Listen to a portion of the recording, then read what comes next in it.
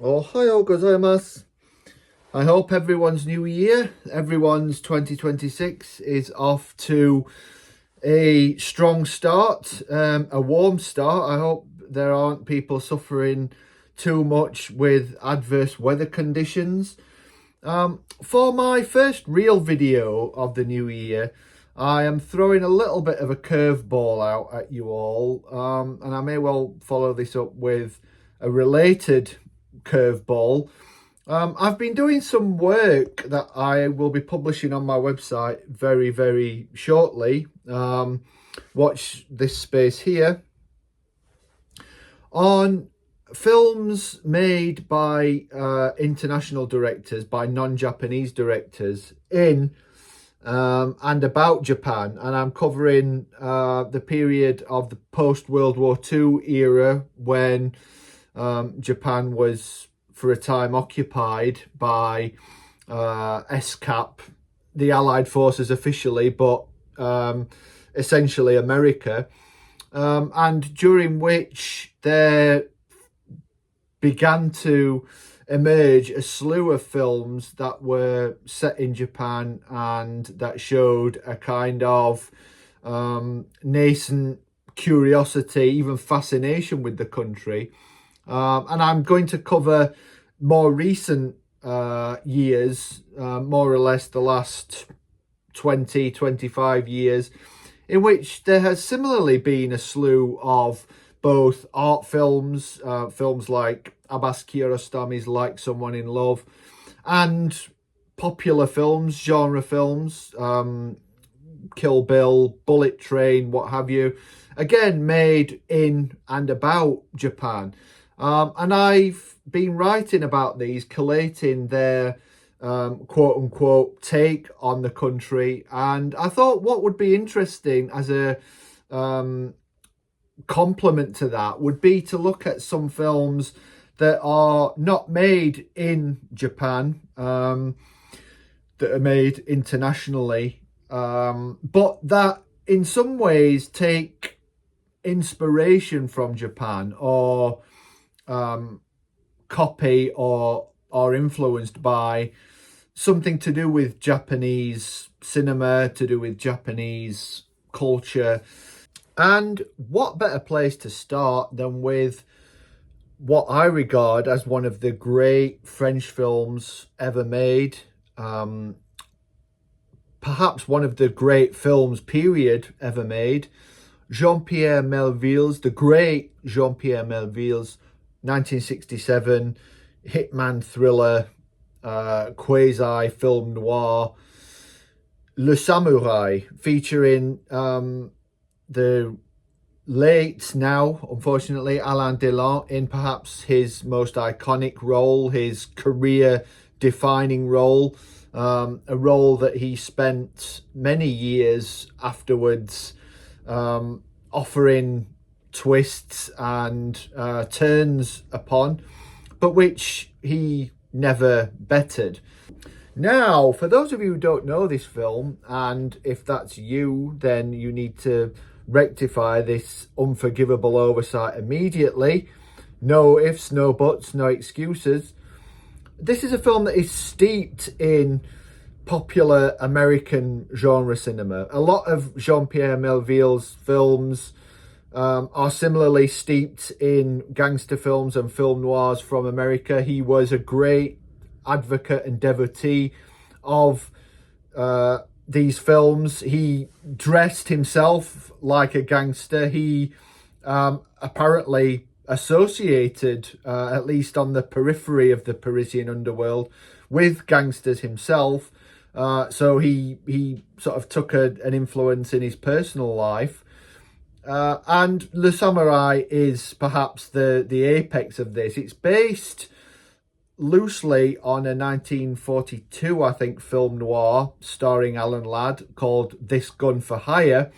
And it very much riffs on this film in particular and the film noir template in general. There are other films that it draws on. I think perhaps a film that has almost never been mentioned as a great progenitor here is Fritz Lang's M.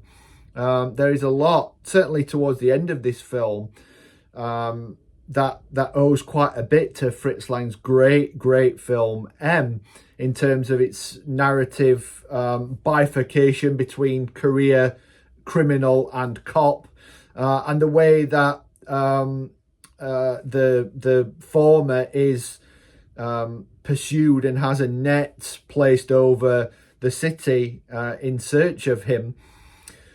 But what it doesn't have much in the way of overt influence from is any real sort of Japanese sort of film, or even overtly from Japanese samurai films as a genre. It's called Le Samurai. It opens with a quote from the Book of Bushido. I will paraphrase, I don't have the exact quote, but it's something like, there is no greater solitude than that of the samurai, unless it be that of the tiger in the jungle. Other than that, there is no overt nod or wink to Japanese cinema. But yeah, I think this is a film whose title is not ostentatious. This is a film whose title has far more meaning and offers far more sort of ramifications for how we engage with the film than at first might be supposed. The story concerns a lone hitman, the samurai of the title, we presume, named Jeff Costello, who is paid to undertake a hit. He completes his mission, he makes the hit, but is witnessed by someone. The hit takes place in a nightclub, and the key musician, the key sort of star turn of the nightclub, witnesses him just in the aftermath of this, which leads to him in some ways being compromised. He's brought in for questioning but is released. The cops never really believe that he is uninvolved and spend the rest of the film in various ways tracking and trailing him. Meanwhile, because he's been interrogated by the cops, his employers seek, at least initially, to sever ties with him. When he goes to collect his money, there is an attempt made on his life, and subsequently the criminal gang responsible for hiring him make moves again to, on the one hand, hiring him to complete another hit, but on the other, to get close to him in order to rub him out, because they see him as a threat and a liability. This is a film that, despite it being often referred to as an action thriller, actually has very little action in it, and what action there is dealt with in a very abrupt manner. What this film is, largely, is a film about process and procedure. It's a film that takes inordinate pains to depict at length the routines that both the protagonist and his various pursuers and would-be assailants undertake in order to complete the tasks that they have to complete. There is a tremendous opening scene, completely wordless. There's no dialogue in this film for something like 7 or 8 minutes, and apparently that was what sold the project to Alain Delon. He was very struck by this silence. But the character of Jeff Costello very methodically gets up from where he lives in the beginning of the film, gets himself ready to go out, steals a car, has the car's number plates changed, and acquires even new papers therefore, and then undertakes to complete his mission, which involves setting up an alibi in more than one way, and then, after he's completed the mission, going to the various places that require him to to be there in order to have his alibi sort of crystallized, if you like. And elsewhere in the film, we see his apartment being bugged. We follow how those bugging his apartment do so. We follow him when he becomes suspicious that he might be being watched, searching for the bug.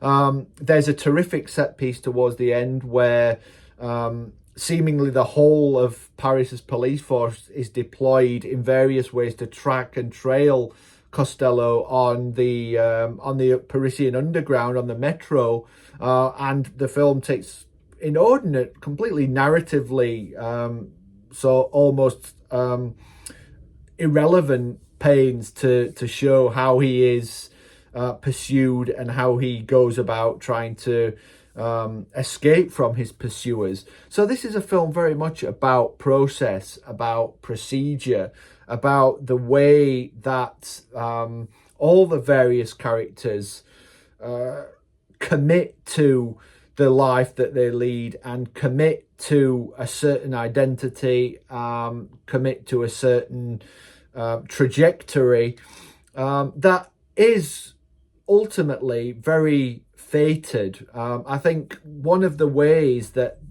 we can think about the idea of the samurai, the archetype of the samurai entering into this film, is about the extent to which there is a fated aspect to what happens to Jeff Costello. That what ultimately takes place is set up in the earliest minutes of the film as a kind of fait accompli. And we see a kind of slow playing out of the inevitable, a slow sort of trawl through the ways that no matter what this character or these characters do, events are only ever going to take one course, that there's a sort of predetermined nature to what happens to everyone involved. So, at least in the popular imagination, in the sense of an archetypical figure in Japanese history, more specifically in Japanese myth and in the Japanese imagination, the samurai is a warrior, a figure with a very specific relationship to death. It's often argued that the sole remit, if you like, or raison d'etre, to use a phrase perhaps more in keeping with the current review, that the samurai's sole reason for being is to die in service of typically his master, to live out a life in servitude. The term samurai comes originally from a verb meaning to serve, and to die in a way that gives meaning to a life, death, if you like, as a way of living. Now, in a sense, this is a film that we as viewers remain very much distanced from. It's been said of, excuse me, Jean-Pierre Melville, that he builds his worlds and he engages with his characters from the outside in. We see a lot of the surface of their lives, the way they dress, the way they behave, the way they go about their actions. But we learn very little as regards their mindset, their emotions, their interiority. This is very much something that we have to infer purely from what we observe from the sort of endistanced viewpoint that Melville establishes.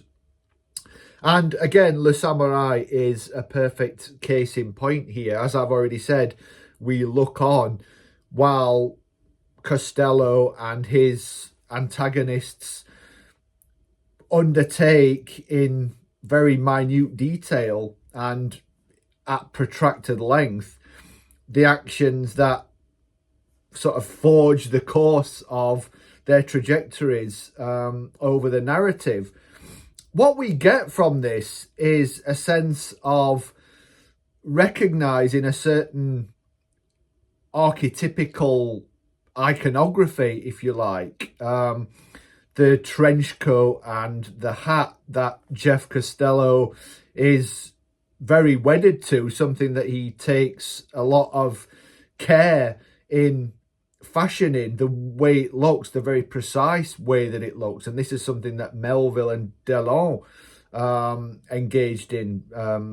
They would film take after take of very simple shots, such as Delon putting on his hat, in order that it gave just the right effect or looked just right. So we see this archetypicality, and we don't really get beyond that. It's a surface, but it's also a facade. So we have this sort of dissonance between this quasi-American sort of look to the character and the fact that he is being constructed as or inferred to be akin to a samurai, a Japanese type warrior. So rather than, I think, Melville suggesting or telling us that he is either a quasi-American gangster or a samurai warrior, he leaves it up to us to infer the extent to which this is the case. We are given these clues, these cues to his identity and his behaviour and his action. But it's up to us to decide for ourselves quite how much this paraphernalia, these accoutrements, actually define this character. So we have to think about what the samurai warrior means to us, or the American film noir protagonist or gangster. We have to think about what is encoded in these very archetypical characters, and decide for ourselves the extent to which this applies to Costello. What is at play in Le Samourai then is, I think, a process or a practice of defamiliarization, of making us confront what we expect of or experience when we think of a figure like the samurai, and obviously by extension its various iterations in Japanese popular culture, and to map that onto what we see and decide for ourselves the extent to which there is a strong fit. In regards to specific films or specific narrative models, I think there is very little in Le Samourai that can be placed alongside the cinema of Japan or the popular culture of Japan. I think what Melville is more attuned to and more desirous of his audience engaging with is, as I've said, the figure of the samurai in general, the figure of the lone warrior. If this puts one in mind of the Ronin, I think the fact that most Ronin figures have been, in a sense, banished or cast out and live a life that is less fulfilled or less fulfilling because of not having a master. The Ronin is the masterless samurai. That doesn't really tally with Jeff Costello's, to all intents and purposes, self-imposed exile. Although, as I said, we learn nothing of this character beyond what we observe as he goes through the actions that make up this particular narrative. There's no sort of off-screen space, if you like. There's no prior to this story beginning, and there's no postscript to it ending. So other figures in samurai films are, again, not really ones that offer much in the way of a useful juxtaposition or comparison with the figure of Delon here. Ironically, I think the Ronin figure has a little bit more freedom in terms of how he can act. We think of some of the ways in which the samurai film was changed, subverted, transgressed in the early 1960s. Think of films that offer a various sort of scale of how anti-heroic a samurai figure can be. So on the one hand, we might think of something like Gosha Hideo's Three Outlaw Samurai, his first feature, and then, you know, moving across to the less sympathetic, we can look at, in particular, the late, great Nakadai Tatsuya's essaying of various sort of anti-heroic samurai in Harakiri, or especially The Sword of Doom.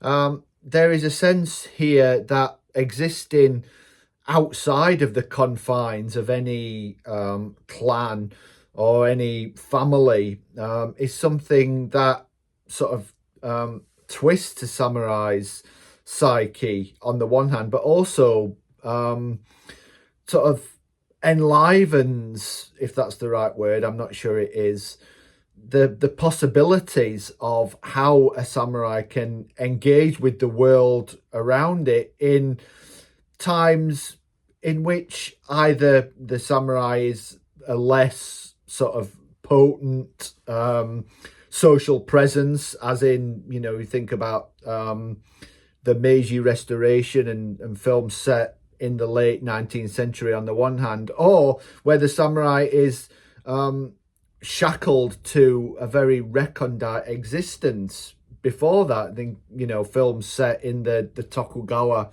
shogunate in the 17th and 18th centuries. I think the figure of Jeff Costello rhymes in no real obvious sense with any of these representations. It is ultimately this notion of life as a prelude to death that sort of connects him with any sort of samurai type. So while Jeff Costello is certainly an anti-hero here, there is very little that can be gained, I think, from mapping his trajectory across this film with any specific film or any detailed idea of the samurai from any iteration of the genre in Japanese cinema. We learn more about certain characters, for instance, in Three Outlaw Samurai, or the context in which the characters are placed, as in Harakiri or The Sword of Doom, suggests something that is far more nationally specific. There's no real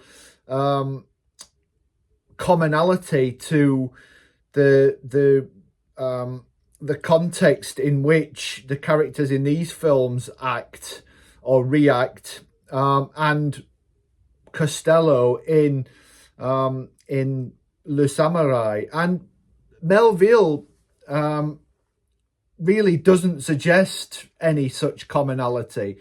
So there is in Le Samurai a constant sense of an interplay or a tension between the specific and the abstract. Melville said that he wanted to make a colour film in black and white, and this is a very sort of visually cool and dour film, replete with very drab, almost monochromatic hues throughout. And this is as much as to suggest that Costello is a kind of a shady, imprecise, abstract figure, part gangster, perhaps part samurai. France and French specificity from this point of view. And there is a lot of topographical Parisian specificity here, but this exists in a kind of liminal space between America on the one hand and Japan on the other. So this really is not a pointed exercise in sort of transnational mapping so much as it is a question mark about the extent to which any mapping is viable or is applicable. Ultimately, then, I believe Le Samourai, quite apart from its other strengths and achievements, of which there are many, is a film that gives us pause for thought on what we understand by the figure of the samurai and maybe the genre of samurai cinema. It's something that is often perceived to be fairly recondite, to be of national and cultural lineage in Japan, to the extent that it has a kind of charge of singularity or specificity. And I think in transplanting it in the way that he does, in the sort of abstract, questioning, open way, Melville facilitates a platform for us to think about what we understand as the figure of the samurai, and how, in fact, it isn't so entrenched within Japan. It isn't so specific, that there are more sort of universal signifiers at play. And in doing it within the framework of a genre film, a French policier stroke sort of adapted film noir, it further makes us consider the nature of archetypes themselves, I think, and the nature of transnational meaning and transnational film production, as well as sort of lineages of intertextuality and their meaning, that films are constantly made in dialogue with other films. And there are several sort of levels at which this operates. I'm going to go on to talk about France and borrowings, if you like, from Japan and Japanese history and culture. I think within France, within Paris, there are several sites devoted to Japanese culture. It is something that has long had a particular charge in France. We could even go back as far as Impressionist painters who were very, very taken by and influenced by ukiyo-e woodblock prints, and artists like Hiroshige that had such an influence on Van Gogh and Monet and others. So this really is a sort of tenable cultural alliance, if you like. Let me know what you think of Le Samourai. I, as I said, regard it as perhaps one of the great films ever made. Let me know if you agree and disagree. Let me know what you think about the figure of the samurai and how it fits into this film. Comment down below. Like, subscribe, or don't. Follow me on X, AdamBingham01, and catch me online at culturaljapan.com, especially thinking about this video and the blogs that I'm going to post very soon about the treatment of Japan by non-Japanese. And come back for more content in the very near future.